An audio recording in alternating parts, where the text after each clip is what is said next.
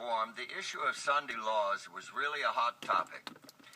In May of 1888, Senator Henry Blair of New Hampshire proposed legislation to limit secular activities on Sundays within the jurisdiction of the United States federal government.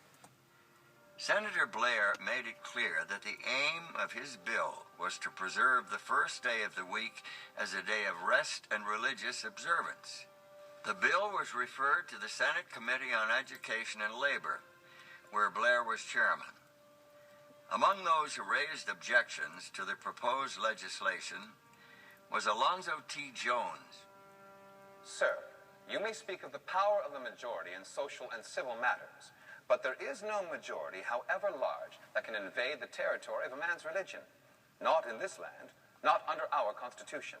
Mr. Jones, you fail to recognize the right, or more importantly, the responsibility of the state to protect the welfare of the people as a whole. Senator, it seems that you fail to recognize the clear distinction between man's responsibility to the state and his duty toward God. The first, he must render under the force of law. The second, duty to God, must be carried out only under the force of love, and that freely, voluntarily. No law can command love. But the law of the state must protect the people to carry out their duty to God. Our Sunday law is written to ensure the preservation of the Lord's Day for the benefit of the people. An admirable goal, Senator Blair, but completely unnecessary. Our Constitution already recognizes the rights of the people with respect to their religion. Your Sunday law would add nothing to our fundamental freedoms. It would rather add restrictions. I'm afraid, sir, that you are blind to the realities of our age. If men owe a duty to God and do not willingly perform it, they become a corrupting influence in society. This proposed Sunday law would have a corrupting influence by introducing force and coercion into its observance. On the contrary, the intended effect is to enhance the Sabbath. If men do not consent to honor the Lord's Day, if their actions on that day are unrestrained by civil law, excuse me, then they trample on the very rights of those who would honor and observe the day as holy unto the Lord. With all due respect, Senator, can you not see that your Sunday bill proposes to trample on the rights of the religious minorities? Do you really want to revert to those dark ages where church and state united to force men to violate their conscience and conform to an officially established religion? Now, that is an unworthy comparison, sir. Our Sunday law is for the ultimate benefit of the whole society. Is it not a legitimate function of the state to legislate on behalf of the common good? The common good of which you value so highly is not served by restricting the rights of one man's conscience in order to enlarge the rights of another. It is best served by the freedoms upon which this republic was established. State-sponsored religious coercion defies the clear intent of the founding fathers. But this law provides an exemption for those who wish to worship on another day. Jews, Seventh-day Baptists, your Seventh-day Adventists, for example, who observe Saturday as the Sabbath.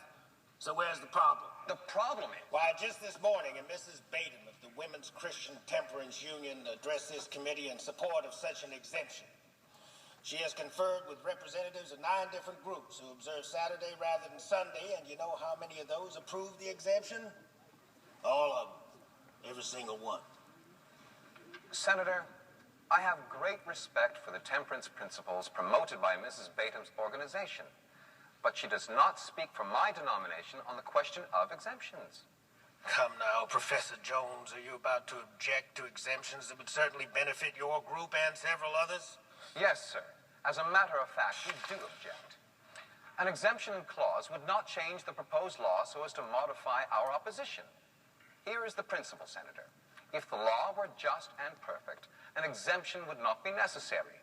Another thing, an exemption clause is nothing other than a toleration clause in disguise. Toleration is not liberty. It is merely a form of condescension, the majority putting up with the opinions and convictions of the minority. Our Constitution guarantees not tolerance, but rights, and we claim those rights as American citizens. Mr. Jones, without yielding the point, let me move to another question. How would you react if we were to rewrite this bill as a Saturday law, with Saturday as the Sabbath and not Sunday at all? I suppose you would take a very different position. To the contrary, Senator, all laws that attempt to force the conscience are manifestly unchristian and unconstitutional by their very nature. Therefore, Senator, we are against every Sunday law that has ever been made since the first one enacted by Constantine to the one you are proposing now. And if you changed it from a Sunday law to a Saturday law, we would oppose it just as firmly.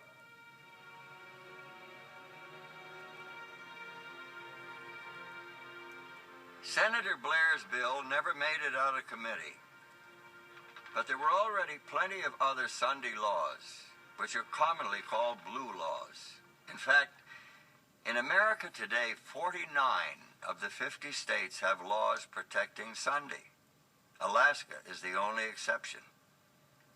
But just because these laws exist doesn't necessarily mean the issue is settled. State Sunday laws have been challenged under a number of provisions of the Constitution, both the federal and the state constitutions, including due process of law, equal protection, violation of the separation of church and state, and violation of the free exercise of religion. By and large, they've been upheld by the state courts as constitutional. Back in 1961, the U.S. Supreme Court heard 4 different cases that challenged the constitutionality of Sunday laws. Religious liberty advocates were